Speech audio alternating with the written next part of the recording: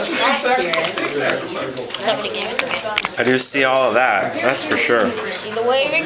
Yeah. Okay. I'm right here. May I? My husband, they're Cree. In that case, may I sit there? I'll make sure all this recorded. That's okay. Howie, what you tell me to do? Am I just going to share told you about it agree? What did she tell me? I'm sure she did.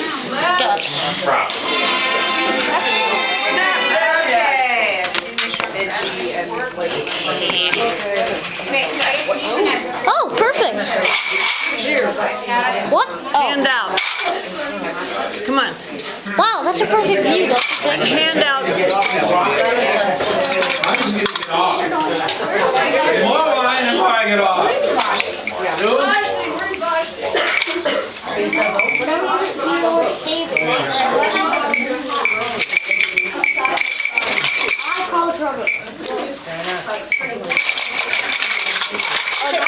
What's this?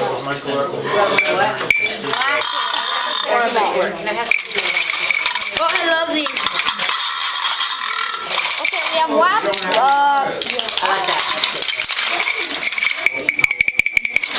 Okay, who here wants one of these? Me. Okay, who here wants one of these? Yeah, you might have to walk around.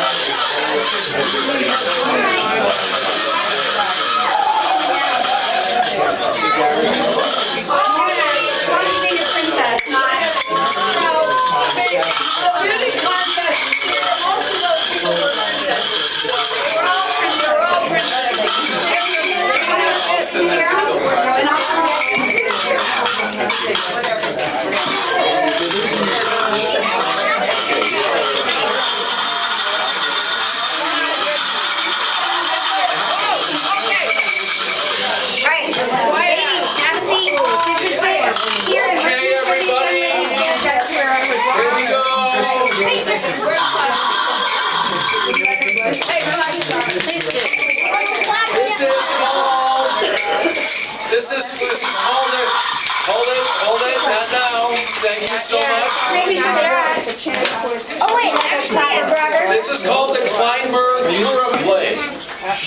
The original was written by we aren't sure who, but it shows up in the Bible as the Book of Irene. I mean the Book of Esther. The writer of this particular version would like to thank the King James Bible, Herschel Hartman, guys, Jeffrey Kay, who was never trying, not here, Donald Hinman, Rick Santorum, New Cambridge, and Google. Okay, The name of our kingdom is Persia, and the when I glorious say city is Shushan, Haman, just around the corner from Egypt, and another 127 provinces from India to Ethiopia, all under the king of Persia's control. It's the month of Adar, somewhere around 400 before the Common Era, BCE, as we say, give or take a century. The first act shows a day in our city. This is the palace of King Ahasuerus. Ahasuerus, whatever. This is the harem, the quarters of Queen Vashti, the chief queen.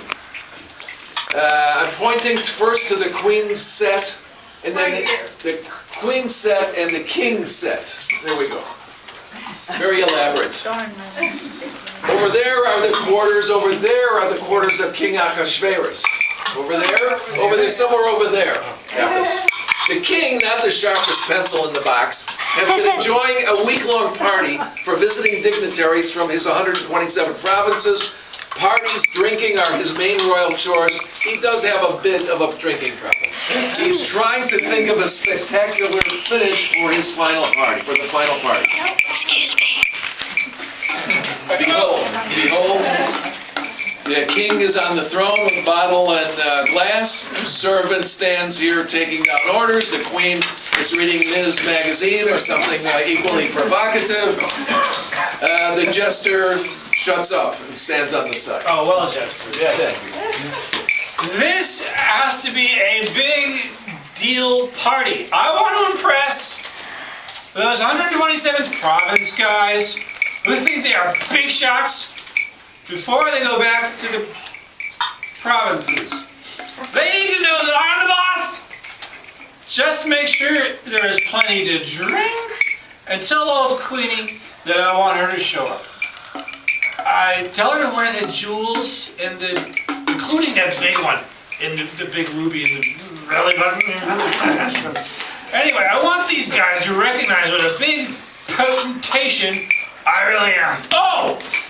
And tell her to wear that thingy with the veils that pull off into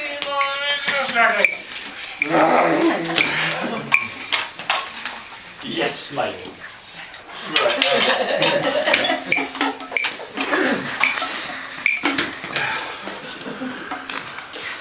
Queen Vashti, the king requests your presence at the state dinner for the visitors from the 127 provinces.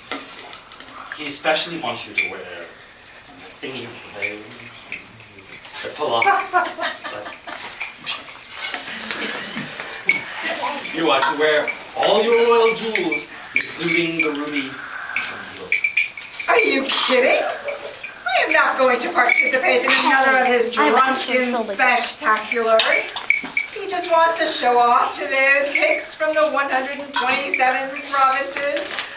Well, I am not going to play that role. I refuse to attend. I am not going near those drunken louts, especially him.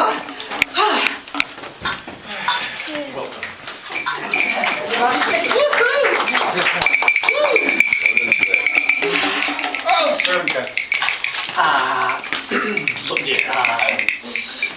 I'm sorry, King, but Queen Vashti refuses to come to your party with or without the veils. She did mention drunken louts. There's my lawyer. The king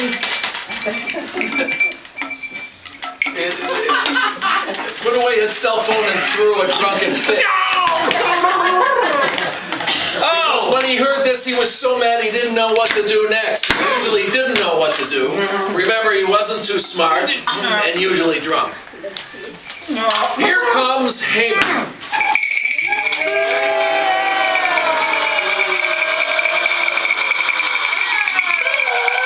Very good, everybody knows what to do. Now, looking to get next to the king he is. Hinman is a relative of Agag, king of the Amalekites, ancient enemy of the Hebrew tribes, but more about that later. Okay, somebody keep this on the hand. Your Majesty, you seem upset. May How I you keep it on the hand? be of assistance? I don't know what to do about Vashti. That? This is unparalleled in the kingdom's history. I'm having a big bash for the visiting provincial bigwigs, and I wanted to show everyone what a sexy wife I had for myself, and now she refuses to come. I am the boss, and I can get my queen, and I can't get my queen to obey.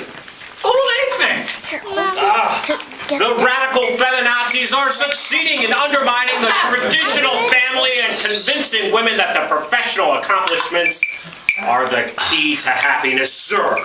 If Vashti gets her way with refusing to obey her husband, the other women might refuse to obey their husbands. Family values will be in great danger. Of course they will. So let all the people know that Vashti is no longer the main queen. Let her be banished. Send her back to her father in disgrace. Besides, she isn't young enough or pretty enough to be a queen. You're right. She won't let me impress my friends from the provinces with my sexy wife. She won't even help homeschool my 400 children. Send her back to her family's hip kingdom with only one channel and no Wi-Fi. take away her iPhone and her iPad. Let her only be able to watch C-SPAN. That'll show her. And take back the ruby from her belly button. Close her account at Tiffany's.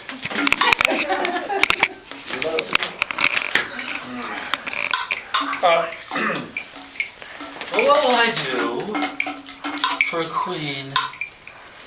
350 harem girls is pretty good, but on special occasions, I really need a queen. You deserve the most beautiful girl in Shushan. Let all of the 127 provinces send all their pretty young virgins to the city. So you, great king, can pick one of them to be the new main queen. That sounds like a lot of work. But if you can do it, I'm all for it. What you are suggesting is so brilliant that I think I will appoint you Hinman.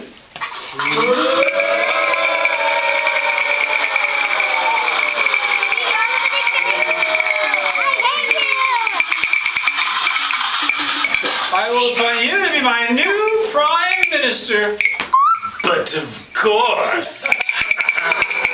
What took you so long? I am an advocate of civilization, a definer of civilization, a teacher of the rules of civilization. Leader of the civilizing forces. It doesn't matter what I do. People need to hear what I have to say. There's no one else who can say what I say. It doesn't matter how I live. I am now a famous person. I represent real power.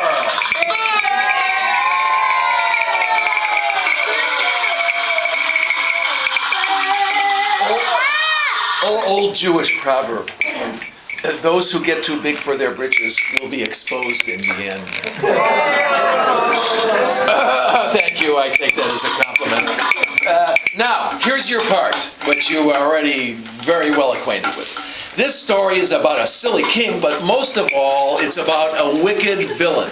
His name is Hinman.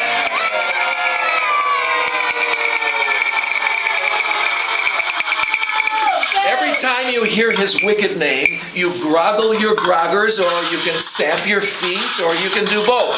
Shall we try it? Yeah. Hinman!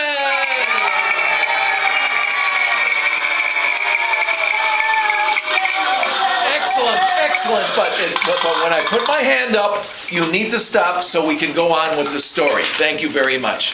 Well, it's a few days later in Shushan. All the announcements and orders have gone out for the selection of the new queen. Everyone's pretty excited. Let's see, I go to the queen's set and put up a sign saying, Mordecai's house, or somebody's house. Thank you very much. Now over here, right near the palace, is the home of Mordecai and his niece. Mordecai is a big macher in the Jewish community. He's reputed to be of the tribe of Benjamin and the descendant of King Saul, if that helps. Esther is his niece and an orphan, poor kid, but she's really pretty, which always helps a lot. Mordecai and Esther enter and go to the house set. First, a word from our sponsor. All the ham that has gone before has now been made kosher. Turned into lox. The king has sent Queen Vashti away and he's looking for a new queen. He's holding a giant contest to choose a new main queen. All the pretty virgins in Persia must go. And you fall into that category, I believe, my niece. Well, all right, if I must, but I won't wear a bikini. A few bubbles, maybe. Okay, so while the beauty pageant is being organized, I am pleased to tell you a few terrible jokes. These are not as terrible as the ones that were originally written, but they're all pretty bad. I've been in love with the same woman for 49 years. If my wife ever finds out, she'll kill me. The doctor gave a man 6 months to live. The man couldn't pay his bills, so the doctor gave him another 6 months. The doctor called Mrs. Cohn and said, Mrs. Cohn, your check came back. Mrs. Cohn answered, guess what? So did my arthritis. The doctor says you'll live to be 60. The patient says I am 60. The doctor said, see, what did I tell you? A doctor held a stethoscope to a man's chest. The man asked, Doc, how do I stand? The doctor says, that's what puzzles me. Patient says, I got a ringing in my ears. The doctor says, don't answer. A drunk was in front of a judge. The judge says, you've been brought here for drinking. The drunk says, okay, judge, let's get started.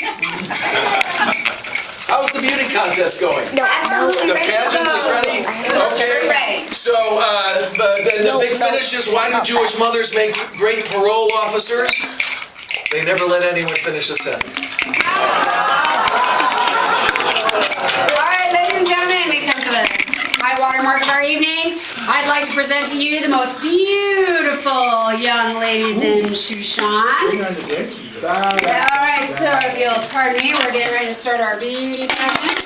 Here come the pretty girls.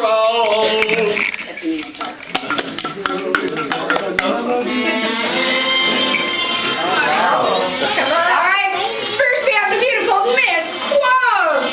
Wave to the audience. Take your seat, thank you. Here we have the delightful, beautiful Miss Direction.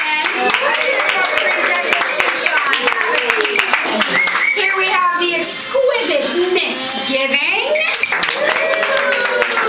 And from the back provinces, the lovely Miss Conception.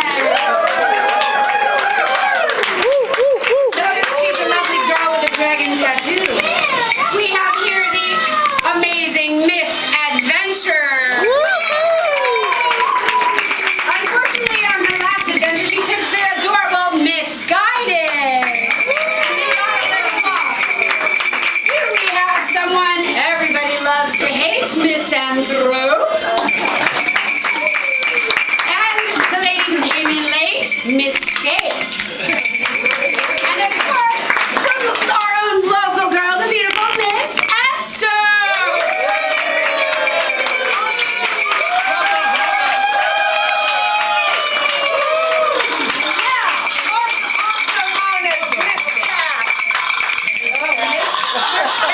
Miscast, oh dear. I choose this one! Ladies and gentlemen, the new Queen of Persia!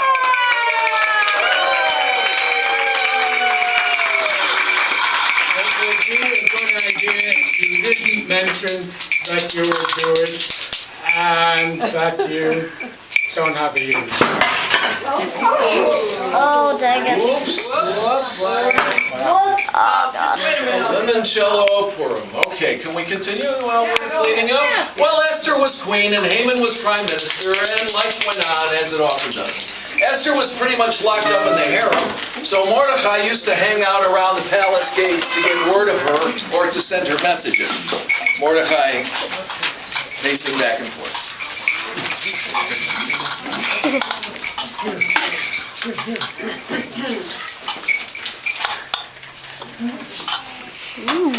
Those men want to kill the king. I must get a message to Esther. And that's just what he did. Where's the guard? I'll do the other one. Get rid of those nefarious creatures over there. The plot was foiled. The captain of the guard wrote it all down in neat cuneiform. Around the same time, Haman was feeling his oats. Haman!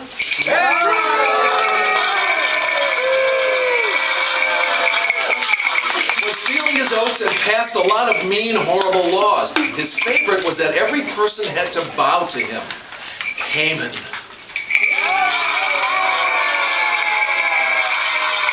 Since he was the most powerful person in Persia next to the king, most people were afraid of him and just bent over. Haman enters.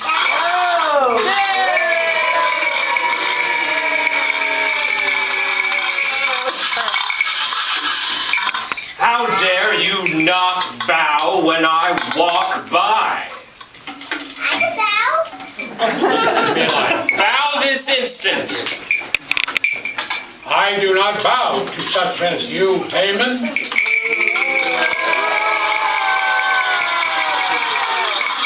I am a progressive and a Jew, and bow to no mortal man. All men are equal, camel drivers or prime ministers. Now, Haman, Women will think about later. now Haman didn't think he was just a mortal man. He had a higher opinion of himself. Maybe pretty close to a god. Certainly not equal to anyone. This didn't help his case with Mordecai much. That's an angry exit. Well, life went on in Shushan. Haman spent a lot of time thinking of ways to get back at Mordecai and the Jews. He had his super PAC working at it day and night. One night, the king just could not get to sleep. I get to sleep. Read me something. I'm tired of midnight movies. And those vampire things are scary. Though they're a little bit sexy. I need you to read me something nice and dull. But not Romney's financial plan. That's both dull and fantastic at the same time. What else is there? Read me something nice and dull. How about the records of what goes on in the palace? That's pretty dull. There's a bit about Mordecai over her 2 felons trying to assassinate you. But I guess that's not so soothing. Wait, what? Tell me that one again. Mordecai overheard these guys plotting to kill you. Mimi. He alerted the guards and they were arrested and, Oi! What dignity or honor has been bestowed on Mordecai for this great deed? None that I know of, Your Majesty. Send for Haman! Enter Haman!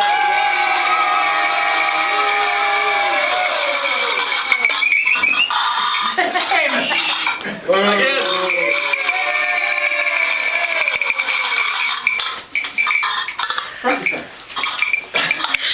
How can I do the thing for someone so all the people know that I think that person is a person of great value? Well, what took so long? An intellectual like me who's able to generate so many creative ideas should have been honored long ago. Hell, I'd keep this cockamamie kingdom going. Take that great, wonderful, smart, and modest person and dress him in the king's own robes. Give him the king's own horse to ride. Have one of the king's highest officials lead the horse through all the streets of Shushan. That is a fine idea. Send for Mordecai so we can so honor him. You, Haman, shall lead the horse. In comes Mordecai. A servant enters, bringing the cloak. This is the James Brown moment here. Mordecai mounts the pretend Monty Python horse, Monty Python style, and rides away. Haman tries to walk in front of him, and they parade through the set. Have to do that again? Yeah. All hail to Mordecai the Wise. Well, you can imagine.